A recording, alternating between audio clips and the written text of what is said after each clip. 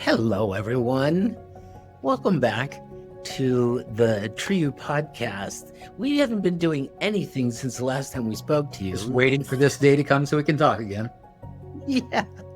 No, that's not true. But as you hear, I'm with my dear friend here in the podcast, Bill Turney, who is a compassionate, results-based IFS coach.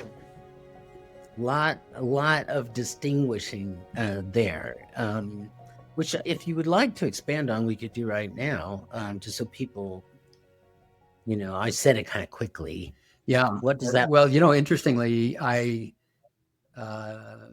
my mind right now is that I'm going to be changing the way I identify my business from my name, which represents who I am in some ways, to what I do, which is compassionate results.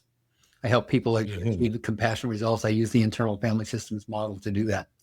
So I just talked to my virtual assistant this morning and several other people the day before and the day before about what all of this is going to be entailed in getting this switched over. But soon, the way to find me will be through the Compassionate Results Coaching website, which is not yet launched. So it stays with Bill Turney Coaching for now. Okay. All right. Great. And our topic for today is something that comes up in a lot of different ways for a lot of us. And it's about the tension between being selfish, looking out for yourself, and being selfless. Which is to say, well, at a very simple level, like putting on somebody else's oxygen mask first, right? Acting out of concern and love and interest in others before acting out of self-interest. And this comes up a lot in a business transaction. Do I give them a better deal than I wanted them to have? Or do I, look out for myself first, for example, right? And I'm sure you can immediately work off of that to many situations that you face. I'm talking to the reader now, or the listener, in life, where it's like, oh my gosh, how do I decide this? Out of my self-interest or out of what would be better for them? I'm just writing down a little question here that maybe we'll explore in the conversation is and I heard you say this, but I've added to it a little bit already. How do I decide when our interests clash? Yeah, this selfish word, I can tell you right now, triggers some internal reactions, some shaming memories where I was told over and over and over again that I was selfish. It lands as shaming and critical. Selfless is a concept that seems, that my parts are reacting to that as well. To be selfless seems idealistic and unrealistic. And yet that's what we're admonished to be. Like, that seems like what we're told. That's what Jesus did. He was selfless, right? That's what the saints all did. They were selfless. They were willing to wear rags as long as they could help the poor, for example, right? So yeah, it does seem a little off, and yet that's what our model is, our ideal. So I'm going to quote briefly from my book, quoting Dan Harris, who many of you know. He's written on a lot of different topics, but he's an important voice. Is he the one that used to be an announcer and then became interested in meditation and now talks and teaches about it? That's correct. Okay. He's funny too. He can be very funny, yes. He wrote a book, one of the first books I think that got his name out. I think it was called The End of Faith. Oh, really? I read one of his books. That one doesn't sound familiar, but okay. Yeah, he would prefer we all not be religious. Yeah. He thinks religion just gets in the Yeah. way. But on this topic, he interviewed the Dalai Lama. Right. Yeah. So and so in a book that he wrote called The Benefits of Being Selfish, Dan Harris recounts in his conversation with the Dalai Lama that His Holiness had a theory that elegantly exposed the false binary between selfishness and selflessness, right? So I tried to set it up as a terribly difficult binary. And so now we're going to break that right down. He called it wise selfishness. This is the Dalai Lama, Dan Harris talking about the Dalai Lama. So he refers to the Dalai Lama, called it wise selfishness. We all have an inborn penchant for self-interest. It's natural and nothing to be ashamed of. But the Dalai Lama said, a truly enlightened self-interest also means recognizing that acting in generous and altruistic ways makes you happier than solely being out for yourself does. So the Dalai Lama is interested in our happiness. And he says, if you want to be happy, then you're going to want to be generous and altruistic. That'll make you happier. Yeah. Interesting. It is right? interesting, and it resonates as valid and true. Right? It certainly does. So selfish, selfless is a false binary based on a misunderstanding, I'm going to say, of what self means.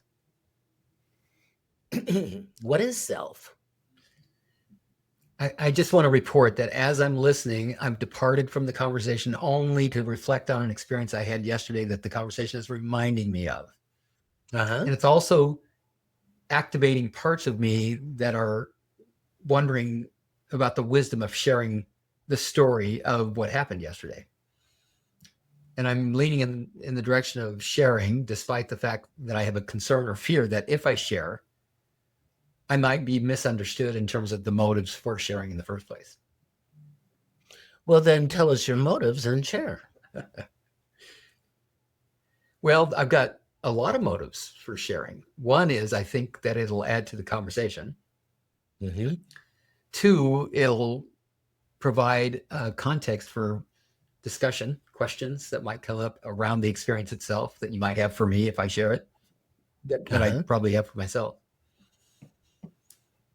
And a motive to not share it would be for fear of judgment, that I might be judged as wanting something for myself, selfishly wanting something for myself, like my reputation to be improved. If you hear this story, but now I'll just tell it and let the listener decide for themselves if they'd like to judge me and just stay out of their business. Okay. Kathy and I went to there's a place here in Spokane called Sonnenberg's, and it's an old meat market / grocery store / deli counter. And it's located in an impoverished part of Spokane. There's actually a lot of homeless people that are camping out in that area. And yesterday when we got there, it was in the evening. It had already gotten dark, about 7 p.m. And as we're walking around the corner into the entrance to the store, there was a homeless man. I assume, I made this up, but he had a cart full of his stuff, like blankets and tents and his stuff, a grocery cart full. And he was standing there with his coat on, not asking for money, not begging, nothing like that. But I had the thought, I don't think he has a home, and I don't think he has any place to go. And something inside me tugged. So as we're in the store getting the things that we came there for, I kept thinking about him. And I kept thinking about how nice it is recently in my life to not have to worry and struggle around money. Mm-hmm. And so I just decided to pull a $20 bill out of my wallet, stuck it in my pocket to see if I felt like giving it to him when I walked out. And I did. So I gave it to him and I said, I hope this will help. And he was very grateful, We walked to the car, we drove away, and it felt really good, really good. It doesn't feel as Mhm. good to be telling about it now as it felt about giving it to him. And in fact, in a way, it feels almost like I'm diminishing it by telling it. But I wanted to share it, not to say, "Hey, look how generous I am," but to tell you how good it felt to be able to give someone some money based on an assumption that he could use it, that he could really use that money. Mhm. Mhm. Interestingly, absent an assumption that I normally make, which is that he's going to use this for beer and cigarettes and pot. Mhm. That prevents me from being generous. I see. Mhm. Yeah. So Yeah. there it is. I don't know. Maybe that can be weaved into this. Maybe not.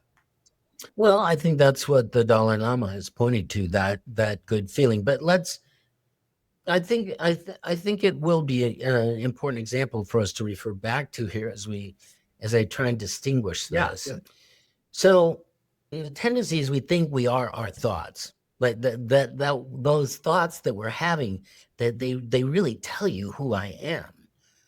You know, I am a man. I am an American. And also, like, when I get defensive about something, that, you know, like, I have this idea and you're against it, and I fight like it is me that you're against, right? Or also, you know, when we seek approval, you know, like, you know, I said this thing, I laid this idea out, and now if you don't like it, it's like you don't like me. So there are a lot of ways in which we identify with our thoughts, and it's important to see that we're not our thoughts, right? They're two different things. There's you and there's your thoughts. You know, like I could think about giving that guy money and not do it. Right? I'm not the thought. Give the guy money. Mhm. I it and not do it. Mhm. Right? I would even say, by the way, that the mind makes things separate. Like, that's its job, to separate things out, to make sense of the world. Like, you know, you're one person, I'm another. And um, my thought is one thing and I am another, right? The mind helps us get things sorted out. But the truth is that you couldn't live if you weren't part of this big picture, the nature and community. Like, we if we're cut off and totally separate, we don't survive. I need what isn't me to survive. What does it mean to No, I survive? said To keep it. I'm just reflecting back. I'm hearing I need what is not me to survive. Is that what I'm hearing? No. Oh, What? No, you need what is you, which is your family and your community and the natural world. You need the galaxy to survive. And all of it is you, is my point. but the mind's job is to separate me from Right. parts of From the food that you eat, you know, from the other people in your town, from the trees and flowers out there, from the ocean way off and the clouds up there. Your mind separates them so that we can talk about them and attend to them. But you really are a part of all of that. You wouldn't be able to survive without all of it. You're made of the same stuff as all of it, yeah. right? The same hundred some elements, Mhm.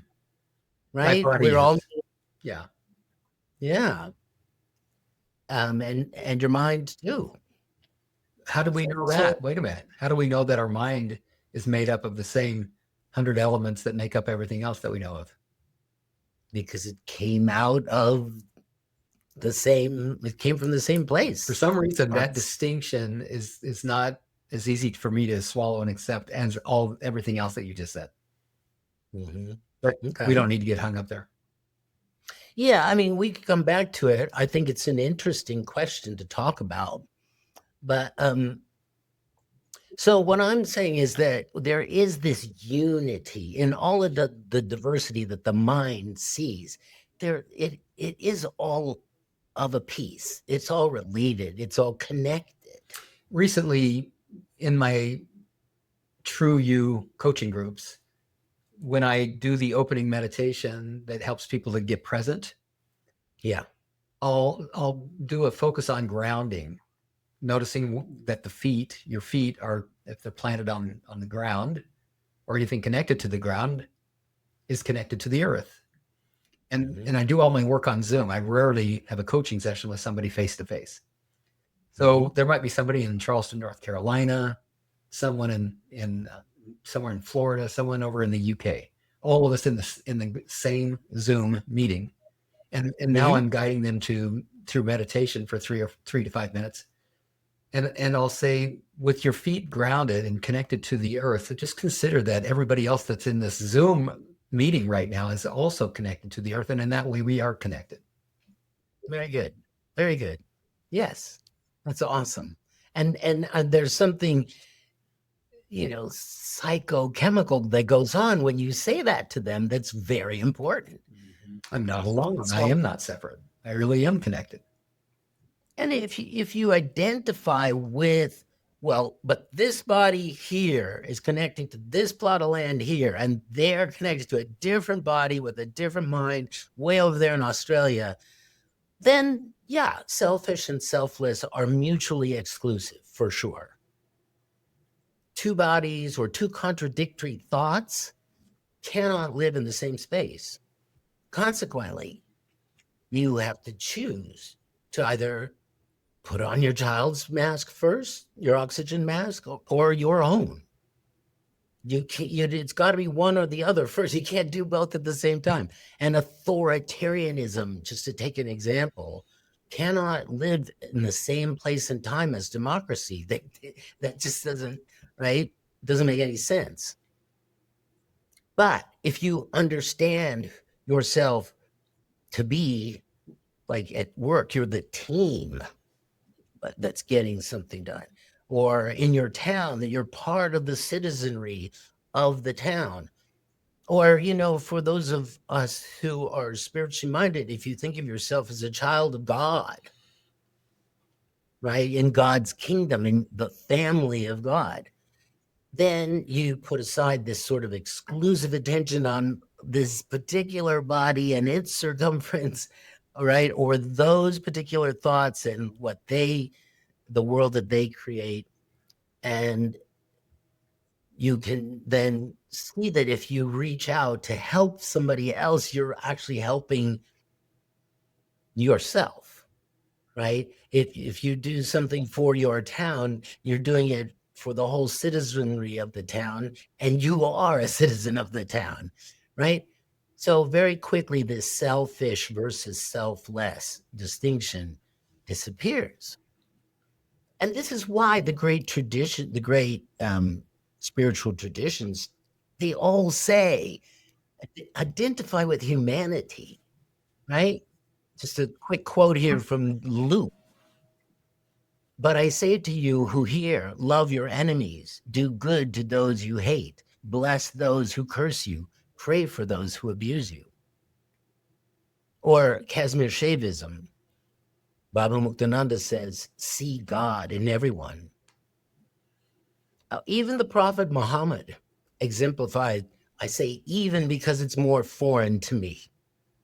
That's all I meant by that. Yep, that's catchy. No other statement about is the Prophet Muhammad exemplified the non-binary nature of the relation between self and other by showing mercy to his enemies, even during battles like the Battle of Badr. Islam encourages fighting your inner enemies while pardoning your neighbors, leaving matters in Allah's hands. Say that one again. Would you repeat what you just said about fighting your inner enemies instead of your neighbors? That's right. Exactly. I guess I just restated it. And leave the rest. Of all that you've shared so far, it's distant from me and my current comprehension and understanding. It's a different way, basically, for me to be thinking about things than I normally do. But what you just now said resonated without any issue, any problem at all. Yeah. Great. Yeah. I would much prefer to recognize the enemy within, not that there are any, but to notice the parts of myself that think that they have enemies in here, working with those rather than focusing on who or what to fight out there. That shows, I would say, your generosity of spirit, right? But I'm saying that that it only makes good sense if you want to take care of yourself, then you will take care of those around you. It's good. I mean, think about it. If you live in a glass house on the hill with all of the luxury in the world, and you've got nobody else has any money, let's say, just to take a weird example. I wrote a short story like that was when I was in high school. Well, the character in my story in the glass house on the hill, constantly bothered by people knocking on his door asking for money, or crowding the streets when he's trying to get to his job, because you know we're related. We live in one world. Mm-hmm. And so the upliftment of the world is the upliftment of you. That's the point. And so you fight your inner enemies, and you pardon your enemies, so that your external enemies, because it's going to make you happier, as the Dalai Lama said, and I would say richer, and have a more easeful and fulfilled life, and more productive, all of that. So I think a good example of the experience of this would be 5 o'clock traffic. And I'm smiling almost at the point of laughter, just as I remember maybe not the first time, but one of the first times that I realized in the middle of 5 o'clock traffic that I was so mad at all these people around me. Like, look at all these people. And then the thought occurred to me, I am a people. I'm part of this. I'm part of this problem that I'm complaining about right now. I'm a problem for the guy next to the car next to me. Right. And so then you start to make decisions like, well, maybe I should take an alternate route. It might be a little longer for me, but it would ease everything both for me and others. Maybe I take public transportation. Maybe I don't need to take this trip right now. Maybe I choose a different time of the day and combine a bunch of trips that I can get all in once. There are a million other ways to think about it. The point is that, if you're just thinking it's all about you, then you're going to have more trouble. And what I'm inconvenienced and discomforted by is all because of you. And then, yeah, I don't have access to the generosity that opens up to creative thinking and innovation. So that's why my only point here is you want to think of who you are as in connection. Like there's no you out of connection, whether it's to nature or to other people, to history, or to that thought that your wife is thinking in the other room right now. We're all connected, and when we think of ourselves as being in these relationships, we get better outcomes than if we assume that we're isolated and not connected. Your true self is the whole universe. So if I'm feeling disconnected, it's because I've lost that perspective. Exactly. Which I assume in IFS they would call the self. That perspective is of the self. Yeah, and lately there seems to be more and more conversation about the spiritual nature of the self. The fact that the self is not just isolated from myself, is not isolated from yourself, and that we might even that the self of Bill and the self of Marty might even have a common connection beyond who we are individually. Right. I mean, which is different than if you said, well, no, you have a different body than I do. You're in Washington. I'm in Colorado. We're separate. We're different. What are you talking about? Yeah. But when you think of, well, that's really not what life feels like. It feels more, and if you look at what allows us to live, it's more than just the body. And so that changes everything about when you look at one of the times this came up was during the pandemic, right? And I know there's a lot of controversy about what to do in a pandemic and vaccination and all of that.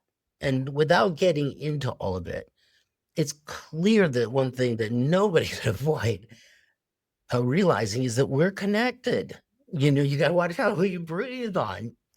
And and and if you need medical help, you can't fix yourself. You right. A lot of scenarios came out of that time that just reminded us, oh my gosh, we're so connected. So interdependent. Yes. Yes. Now, if that forces us to think of ourselves as spiritual beings rather than just bodies, I'm okay with that. Yeah. Yeah. And why do you say it that way? What do you mean you're okay with that? Well, because I heard you say, well, it's getting more popular now to think of us as spiritual beings. Well, I didn't say exactly that. I said specifically that in the IFS community, there's more and more conversation about how self is not just something that we can tap into and benefit and get more of individually and in an isolated way. That self, myself, and yourself is actually connected. Yeah, yeah, and I think that's a theme that comes and goes in human history. You can see where, like in the ancient world, Muhammad, Jesus, the Dalai Lamas of ancient times, they knew this, but then it goes out, and we forget about it. We become all self-absorbed as individuals, and then it comes to light again, like, oh my gosh, yes, the pandemic, I need others, right? And so I think it comes and goes. We forget and need to recognize what self is. Yeah, this is a strange twist that just took a little turn there. When you talk about that it's coming and going, my thoughts went to, well, why does it? What causes it to come and go? Why maybe does a predominance of individuals, why would the predominance of individual think more spiritually in connection during one era and then shift out of that into, let's say, more materialistic and individualistic in another area? That's what you're referring to, yes? Yeah. And the answer that came up just quickly without examining it deeply is fear in both cases. That fear can drive us to connect again. Fear can drive us apart as well. Yeah, I think that is the number one. And you could look at, well, what was the source of it here? What was the source of it there? And that might be different. But I think ultimately, that's my impression. It's always been some form of fear. That both connects or disconnects? That disconnects. Well, and you were saying, well, that the pandemic actually brought us back together too, or brought the idea that we are connected and dependent. I might be wrong, but I think that we reacted in fear, and then later discovered the importance of giving that fear up to take care of each other. I see. Yeah. I don't think it was the fear that brought us together. I think that was love. Yeah. So maybe though the fear that forced us back together again reminded us of just how great it is how much we need that connection and how great it is to have it. It is who we are. Yeah. It is who we are. Right. That's why I thought it was important to talk about this tension between selfish and selflessness on the True You podcast, because it brings up this very deep question about who we are. What is the true you? Yeah. And it's not separate. It's connected. You say that with so much confidence. I do completely. And I think that's why that word connection is one of the C words in IFS. I think that's Yeah. why, because it's a divine quality. It tells you something about the truth. Mm-hmm. Yeah. Yeah. To me, the concept that we are all connected and all the same is still very conceptual. I just keep going back to biology, like to notice how I'm able to have a life, to not only survive, but have a rich experience Oh, of sure. life. I mean, if you don't mind me playing devil's advocate here, which is easy for me to do because because I'm only holding it as a concept that isn't finding its bed to rest in. Uh, I understand interdependence. I understand how I need all that there is in nature and in the world, the physical world.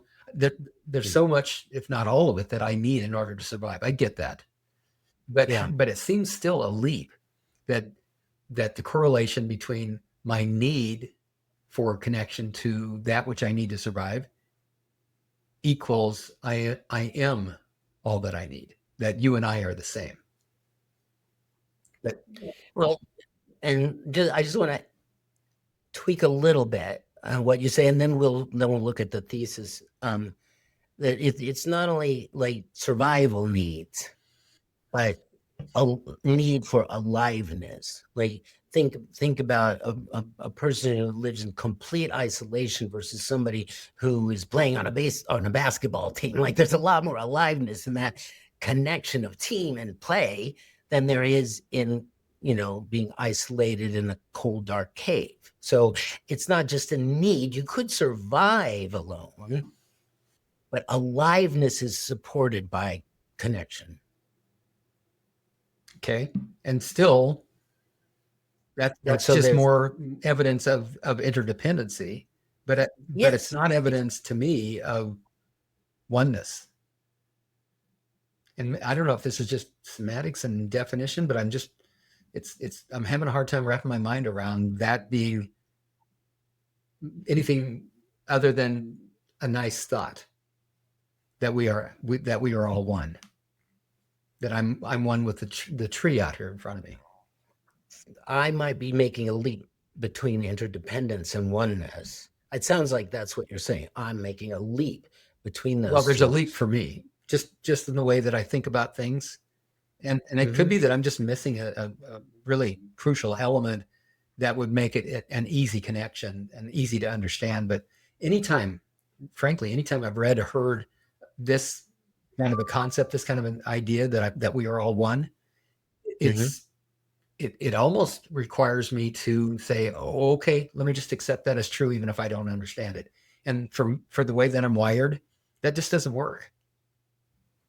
I don't seem to be able to do that I don't see how anything works without it. How do you mean that? What do you mean when you say it doesn't work? in my brain. It doesn't. There's a gap between we are interdependent and we are one, and I don't know how to fill that gap. Well, let's talk about it. Let's just talk about it because um, they do say two different things. That's for sure. And just at a simplistic level, to me, um, recognizing the interdependence is recognizing that everything's connected, and there's nothing that isn't. So there's a sense of oneness because nothing is separate. It's all connected, and there's nothing that is outside of that connection. There's nothing outside the universe. The universe is the whole thing. That includes bodies and minds and spirituality and everything is in the one universe, and it's all connected. And so that's how I jump from interdependence to oneness. What's your story of true self recovery? Would you be willing to share that as a guest on the True You podcast? We'd love to hear your story, and you'll find a guest application in the show notes. Now back to the show. Okay. And so I can see that I'm a part of this universe and everything that's in it. but I Mhm. still can't have a gap between I'm a part of this universe and I am at one with everything in the universe.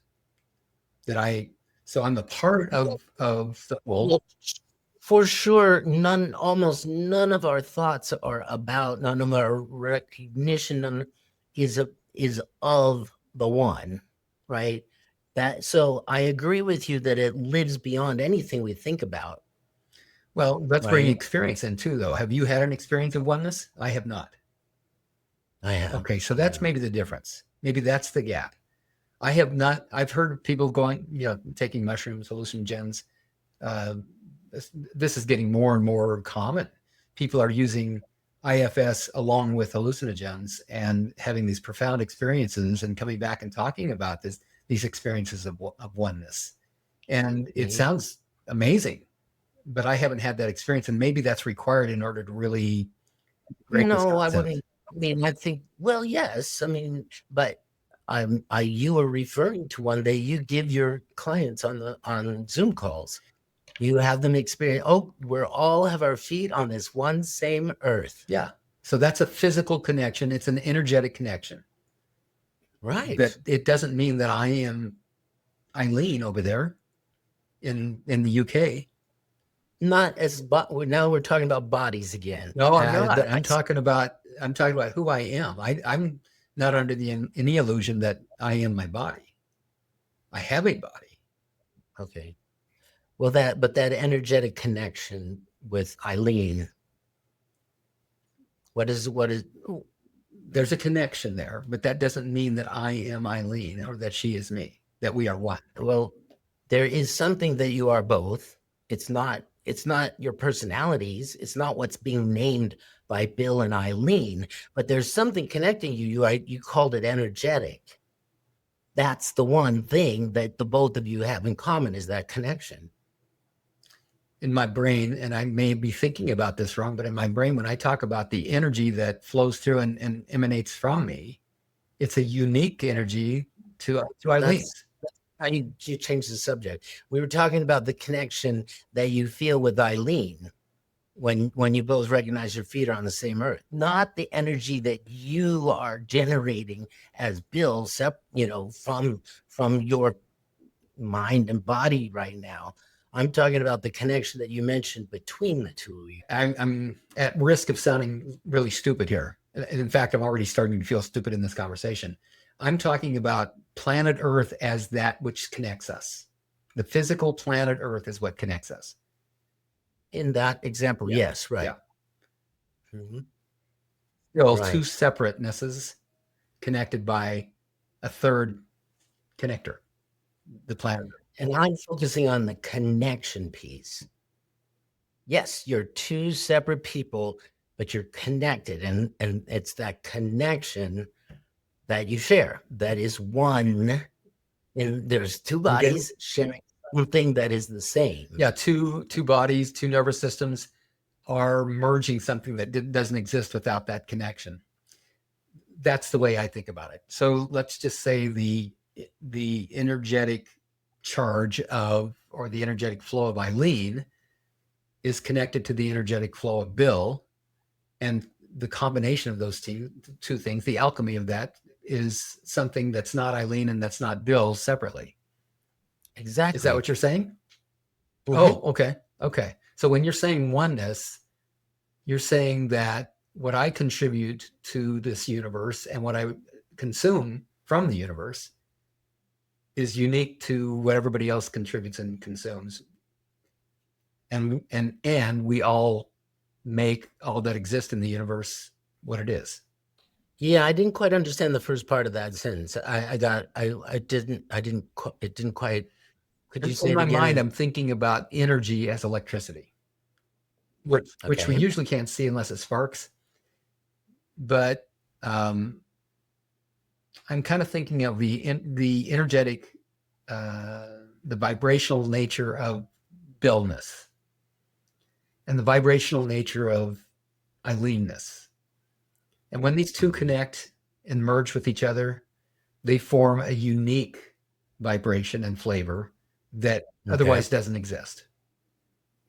Okay. And now if we multiply that by every everything that exists in the universe, that blending is what creates the energy and flavor of the universe as a whole. Yeah. Is this what we're talking about? Yeah. Okay, so that's what you mean by we are one. The way you think about it. All right, I'm getting so much closer. Thank you. Thanks for indulging me here. I don't mean to be argumentative. I just Well, I think that there is I might need to just say out loud, and this might make me look stupid, but there is an inherent contradiction for the mind. Like, it doesn't make sense to say you and I are one when we can see we're two. Look, there's one screen there in Washington, there's one screen that, and then to say we're one, like, oh, that would be a contradiction. We're not talking about that part of it, right? It's like saying all of the ingredients that go into baking a cake are different ingredients. Yes, they are. But the cake is something that is above and beyond, not physically, not mentally, but it is above and beyond all of the ingredients. And yet all the ingredients are in it. It is the one uniter of all the different ingredients, the cake. And so you would say, well, wait, a cake is not a pound of flour. You're right. Or a cake is not the butter. I mean, the butter is not the flour. You're right. Those are two different things. But in the cake, they are one. Yeah, they're different ingredients in one they thing. They make something new. Yeah, exactly. And this is, I love that you said it that way, because what I'm pointing to is that selfishness and selflessness, they're like butter and flour.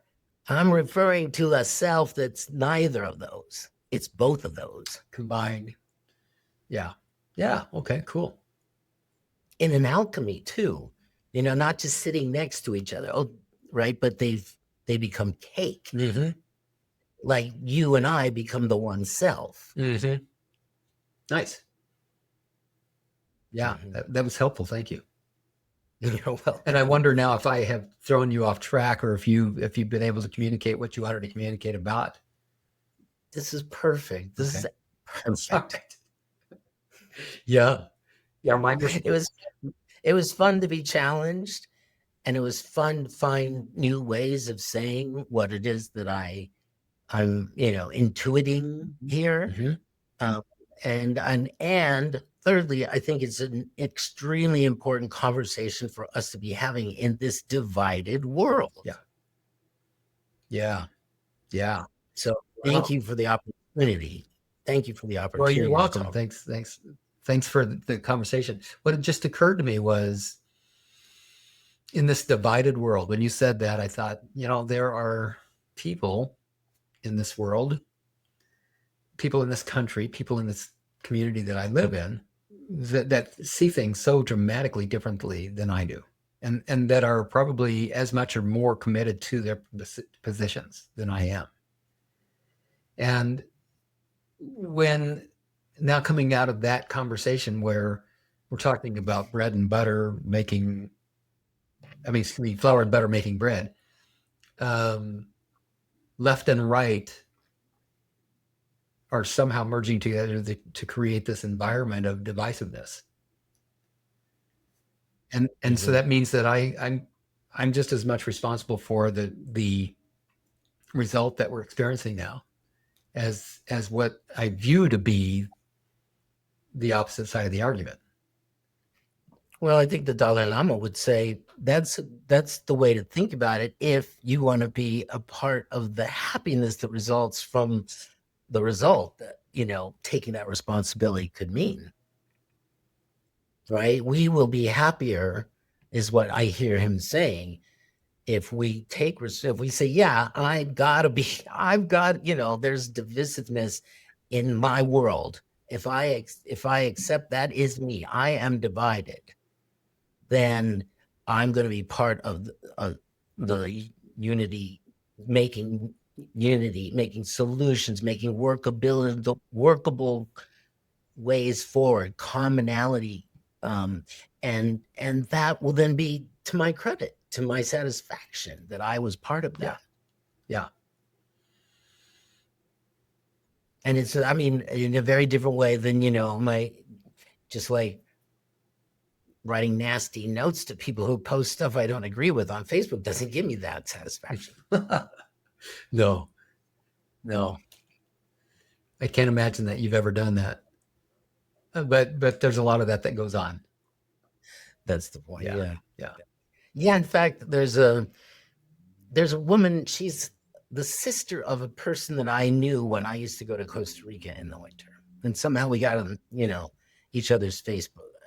And she posts the nastiest stuff about Democrats and just how, I mean, she calls us evil. I'm not even a Democrat. I'm a member of the Green Party, but words like evil and corrupt and like really, the scum of the earth, and they're all this way. And it's, oh my gosh. And I write to her, not where everybody can see it, but in Messenger. And I'm like, do you really think this? Why are you saying this? We're just like you. We're trying to find the way. Could you please cut us a little slack so we could talk about these issues? And she completely shut me down. She didn't unfriend me, but she was just like, no, this is the truth. And you just, so I try and do just the opposite. I try and find unity with those people, or not have them around, but as opposed to like, I see other people like her just, saying the craziest stuff, the most divisive stuff. I think that's how you produce death on earth. Kill life by doing that. And I'm for life, and it comes out of connection. Even if you get down to the chemical level, like, right? Certain chemicals had to be living in just the right environment. This is probably deep in the ocean where those heat comes up out of the earth. That's where life first happened. And it was this combination of all these crazy other elements that then produced life. Life is in connection. Mm-hmm. Yep. Oh man, just listening for the last 2 minutes had me notice all the trailheads that we passed by. Just by entertaining that, like trailheads around, why would somebody be so convinced that another group of people that identify with a political party are evil? And yet I can kind of see that maybe I do that a little bit. Like, how can someone of this particular party be in that party given what we see happening in that party? Right. And how does that get reconciled? And how do we ever come back from how divided we are, or we seem to be? Those are questions that cross my mind, and I just notice the negative, almost toxic, poisonous impact it has on my soul, on my energy, when I even focus on that for very long. So the way you asked that question reminded me of Paul Hawken's book, because it's regenerating connection is really what it's about. Yeah. Right. And this is a beautiful, absolutely beautiful book, by the way. Gorgeous book. That's just one page, but the conclusion, which is quite short actually, asks that very question. It's written by a man named Damon Gameau. And he asked this very question, and I'll just summarize his answer, but I wanted to show and recommend this book. Let me just say it out loud so that when we do show notes, that it'll get in there. Regeneration, Ending the Climate Crisis in One Generation by Paul Hawken, Hawken. And basically they say, act locally, think globally. We've been talking today about thinking globally, of the whole, the big connection between things. And so in answer to your question, how do we ever get out of the divisiveness? Act locally.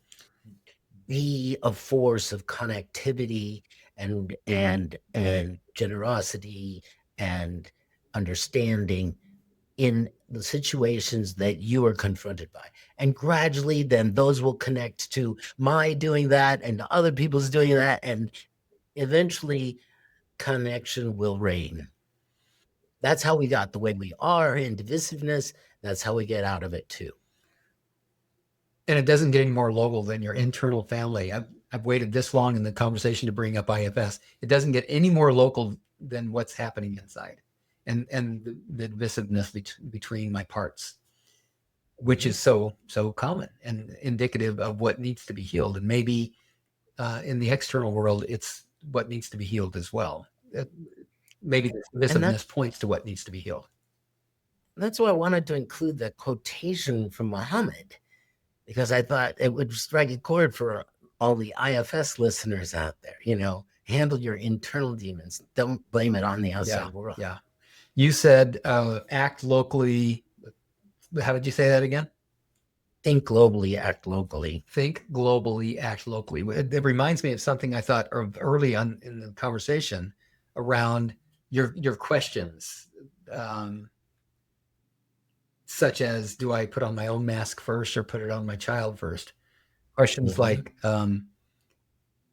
do I concern myself with the well-being and welfare of those in the community before I bring the concern and address my own personally? Right. And I think what you concluded about all of that is that it's not either or. It's somewhere in the middle. It's a blending of those. Like I do need to practice self-care. That's my job. And it feels really good to be generous and consider others as well.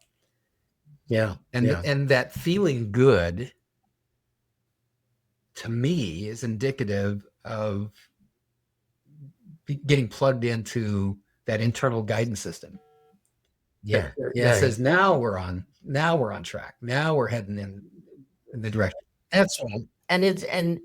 And I just, when that, my point today was to expand on the feeling, and to also to survival, and then also to fulfillment is based on that connection too. So I just didn't want to leave our listeners with it. Oh, well, it's only a feel good. That's not important. And I know we need to wrap up here, but I want to maybe just throw this in before we end. And that, let's go back to my story at Sonnenberg's. I would not have been able to even consider giving that man $20 if I didn't have $20 to give him. So there's this other saying that I love, which is do well to do good. And I've been doing pretty well. And it's put me in a position to be able to do a lot of good. And I know there's probably more good than I can do. And I want to do even better so that I can do more good.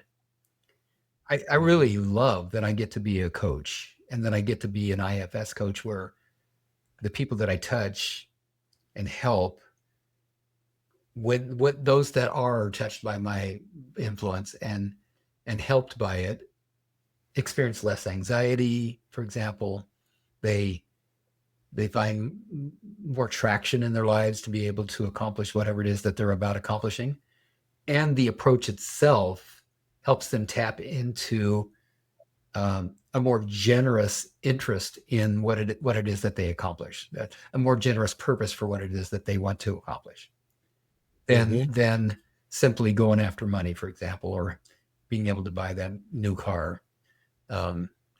Most people, what they really want is to be able to contribute, to have an impact, to have an influence that improves and helps the people around them. Most people do. Most of my clients do. Yeah. And so I'm lucky. I really feel fortunate in so many different ways that I get to do what I get to do for a living, that I get paid well for it. And then I'm in a position to actually make a positive difference for other people the better I do. And for some, I know that's a painful or difficult proposal. That the proposal is, what if it's okay for you to do well? What if you don't have to suffer and struggle just because when there are poor people in the world, when there are people that are struggling, is it okay for you not to be? And a lot of people really wrestle with that. I know that I did at one point. Like, is it really okay for me to do well here? Because I'm looking over here at my brother who's standing there in front of the Sonnenbergs, and he's clearly not doing well. Do I feel guilty and ashamed about the fact that I'm doing well? Or do I simply just recognize that I've got access to some resources and can share just a little bit of them, or maybe more than just a little bit? Yeah. And when I share that access to more resources than he's got, then that raises him up so that he could come mow my lawn while I'm I'm just making up a story, but like it's the opposite of the guy in the glass house on the hill who's plagued by the fact that everybody else wants what he's got. Well, when there's more a better distribution of the access to resources, then you can actually use you can other people will be able to contribute to you too. Yep. That's wonderful. Great way to wrap it up too. Marty, thank you for the very interesting conversation. For me, today's experience has been unique to previous conversations in that I didn't start out on really good solid ground. By good, I just mean familiar, easy, comfort. Let's talk about something I've already established within myself that I have confidence around. I haven't had a lot of confidence in this conversation. I haven't felt bad about not having the confidence, other than that comment that I made that I'm almost feeling stupid in the conversation. And I hope you know that wasn't about you in any way, shape, or form. Thank you for saying that. I did worry about. Oh yeah, not at all. My reference to feeling stupid was not a criticism of you in any way, just a recognition that what you're talking about is far advanced to anything that I've entertained up to this point when it comes to this. And yet I've been around these conversations in the past, and I've nodded my head and said, yeah, we're all one. Okay, fine. But it's not really, it hasn't really been an integrated, accepted knowing. And I would have to say I'm closer to that now as a result of this conversation. It's still not there for me, not yet. I still, for me, my knowing and learning comes from experience. And I'm sure that's true for you too. Can I tell just a quick story? Sure. So when I was in graduate school of philosophy, where we use our minds to divide things up a lot, analysis, break it down into its parts. One of my favorite professors, he was an ancient Greek philosophy professor, died of cancer. We watched him just wither away and die in 9 months. Yeah. And I was talking to my eventual dissertation father. That's German. The director of my dissertation, about Dr. Hathaway, the Greek, after he had died, and Margolis, my professor, said something to me about. He said, I spoke to him once at a cocktail party, and he had this experience sitting on the mountain, looking at the sun going down. He told me he had this experience of being at one with the whole world. And I just wondered about that. I would like to have that experience. And that sparked my interest, honestly, in this topic. That's where it started. I hadn't had it yet. I've since had numerous experiences of the oneness. Wow. But that started with that story that Margolis told about Hathaway. Got me curious. Wow. And how long ago was that? That would have been like 95. So 30 years ago. 30 years of really entertaining this topic. Yeah. And here, for me, it's been far longer than that of avoiding this topic. I really acknowledge you for being willing to stay in this conversation. It wasn't easy for either of us, but it was worth it. Cool. All right. I will see you next week, Marty. And listener, thanks for hanging in and listening. I'm really interested to hear from those that listen through the whole conversation, your thoughts on how would we phrase this? Well, selfless, selfish, and oneness really is where that's it. Yeah. We would love to hear from you in the show, in the notes. We appreciate who you are, that you would be listening to this podcast, and want to acknowledge all those parts of you that yearn for the experience of the true you. If you like this episode, click like, share it with others, and be sure to subscribe. Listen again next week for the newest episode. Check show notes for a transcript and a link to resources, including a link to let us know if you'd like to be a guest on our podcast. Thank you for listening and going on this journey with us back to the true you.